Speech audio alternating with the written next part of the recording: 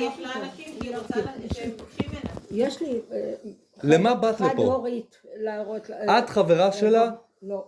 שדיברתי איתה על הדירה, דיברתי גם איתך. אז למה באת לפה? נכון. כי הבנתי שמתפנה. אבל את מכירה את הדירה, את חברה שלה משנים. אז מה את מסתתרת מאחורי משקפי שמש? תורידי את המשקפי שמש. לא, לא, תקשיב, תורידי את המשקפי שמש שאני אראה מיד. אין בעיה. למה את באה לפה אם את חברה שלה ואת בכלל עוזרת לה להשכיר את הדירה? אני רוצה להגיד לך שאני מזכירה הרבה דירות, לא רק שלי לא חשוב, ואני רוצה להגיד לך שאם הדייר היה מדבר אבל עליי ככה... את לא דיירת שבאת לראות את הדירה, את חברה שלה שאיתך דיברתי על להשכיר את הדירה.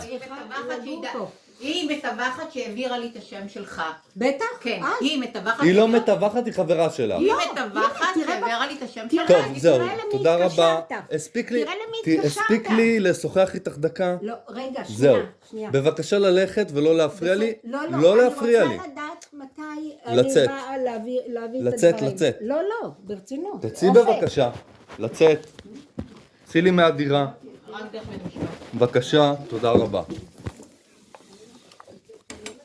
את אל תבואי עם החברה שלך לפה ותגידי לי שזה דיירת שלך. יאללה, ללכת.